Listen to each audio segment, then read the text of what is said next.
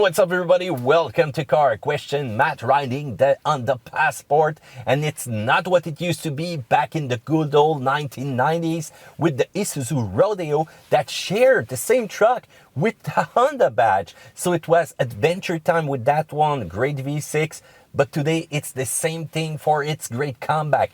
It's sport and adventure oriented for those who likes to go off-road, but not too deep though, not too deep. And when it comes to handling, you can call it the Pass Line, the Pass Lot, the Ridge Sport, the Pilot Sport, the Ridge Lot, name it, give it the name you want. It's a mix of all those Honda vehicle, and you've got the famous Honda Passport. So when you look at the exterior, it's way better looking than the Pilot, but the Pilot is too much minivan style. When I look at this one, the front end, much more aggressive design, the wheels, 20 inches wheels that are black, and I love that. You've got those little side steps though. They're not really useful, but they're not gonna rust over time. And when you look at the rear, dual exhaust pipe, a little Passport mention, and that's about it. It's still looking like a Pilot, a little bit in the rear though. So it's bigger than the CR-V, a little bit smaller than the Pilot, but don't worry, you've got ample interior space with that one.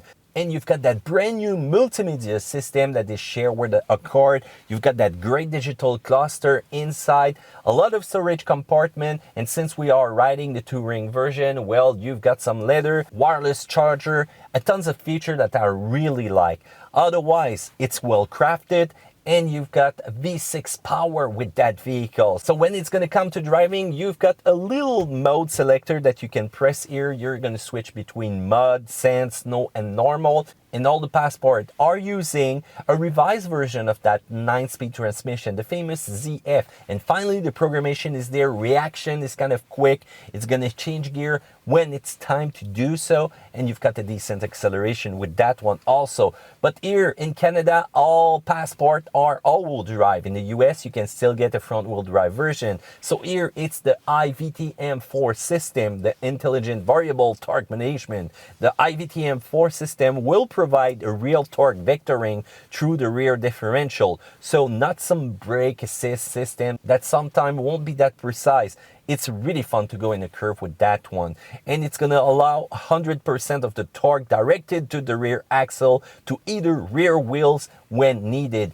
You must make a difference between a system that will give you a simulated limited slip and torque vectoring. This is not at all the same thing when it's going to be time to go off-road. But don't worry about that. You know, dial testing is our thing. You can see that video here on the Car Question channel.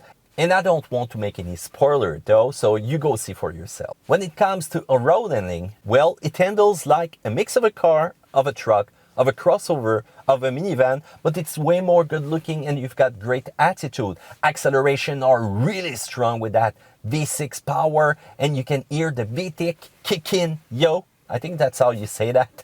Otherwise, listen to that.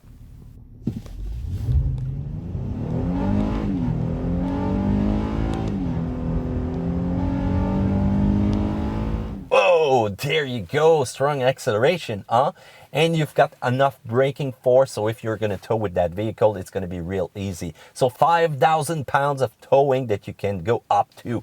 Fuel consumption, though, not really impressive. You can still use regular fuel, but it's going to be 12.5 liters per 100 in the city and 9.8 on the highway. But I thought this was such an efficient vehicle. You've got cylinder deactivation. How come it doesn't go much lower? I don't know, but still, it's not impressive for that one. And we went a little bit higher because we did some acceleration testing. We took out that vehicle in its own natural environment, some sand, some mud, some, you know, diagonal hill, you know, and the fuel consumption just went really hot. So you can have your own conclusion. So let's talk about price. In the US, you can still have a front-wheel drive Passport, but here in Canada, it's only all-wheel drive. So the base price is a little bit higher though. You can go for a sport version, $43,900, and this is the version that I recommend to you guys. It's really great looking. You've got a remote engine starter, heated front seat, Apple CarPlay, Android Auto, 20 inches aluminum alloy wheels,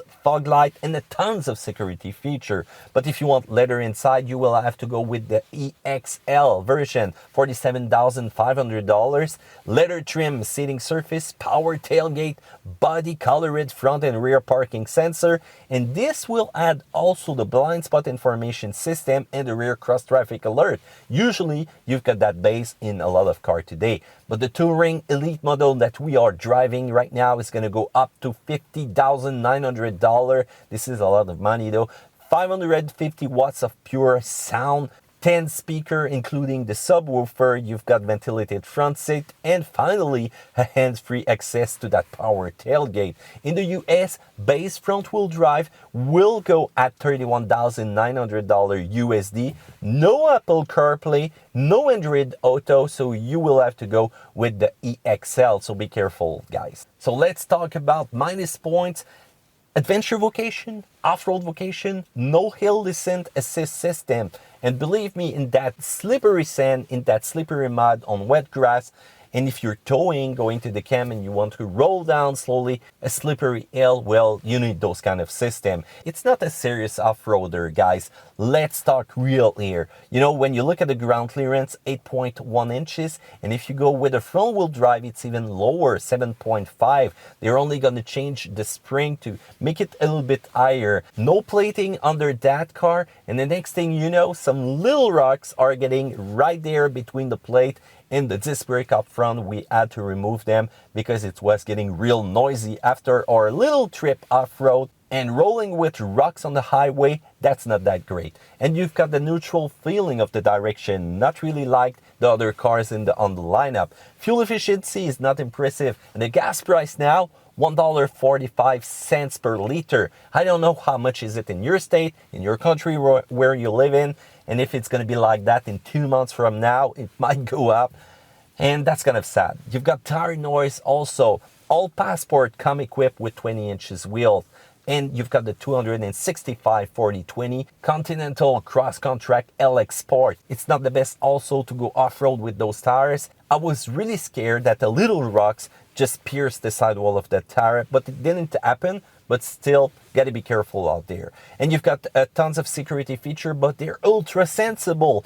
The collision warning alert will be for nothing. It's just gonna be an incoming car. It's gonna brake you and you're gonna be scared. And you know what happens when you're scared? Yep, you do those kind of maneuver, and it's not good for my heart either. But on the plus point, you've got a strong V6 acceleration power, VTEC power. That's what I like. 280 horsepower at 6,000 RPM, screaming 6,000 RPM, 262 pound-feet of torque at 4,007 RPM. 5,000 pound towing capacity, but you've got to choose a proper package, and it's going to come with the transmission cooler. The VTEC sound, it's a plus point just for itself. And you've got a roomy interior, lots of clever storage inside. It's more agile than the Pilote off-road, and you've got a great brake performance and great brake feeling for that vehicle. So when you're going to tow, that's going to be perfect. There is a ton of contenders if you're going to talk adventure or light off-road with an SUV. First of all, you've got the Subaru Ascent that you need to consider. X mode, great towing capacity, lots of interior space, but you got to be careful though with the turbo engine. Over time, how will it do? And when it comes to towing, maintenance to your front brake is going to be a maintenance that you don't want to miss.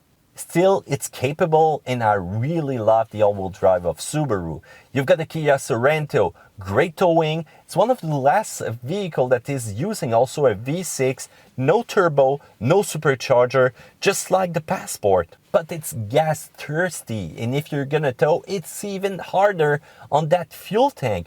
And you know, all-wheel drive power is really efficient. We did some diagonal testing, and this is the one that surprised us with its capacity. They also did an amazing video going into some real hardcore stuff off-road, and they even came back with some missing bumpers, but still the Sorento is up to the task. You've got the 4Runner. You're going to say, Matt, wow, this is so old. Yes, it's the dinosaur of the sport utility vehicle. But remember, this is the one that I want to go on an expedition real far away when I need a reliable vehicle.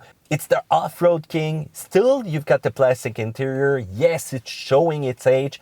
But remember, the resale value, the value of that truck is just incredible. And this is the one that I'm going to choose if I need to go somewhere where no one has gone before. And we've got the Jeep Wrangler. and you've got the tons of modification possible to that vehicle. It's really customizable. You can make it an ultimate off-road machine or keep it simple with some addition of great looks. But even if they went into a recent redesign, it's not the same handling on the road. It's better than it used to be though, and you've got a 50-50 chance that you will get a pretty reliable machine, but the next thing you know, the other one won't be so. And it's Car Question Summer and Winter approved, because with this kind of machine you can do amazing things. You've got some other vehicle also, but they are much more focused on driving feeling. You've got the CX-9, which is really not off-road oriented. It's for luxury, fun to drive. You've got one more row, but there is a lack of cargo space. But you've got the turbo engine that's going to give you amazing torque.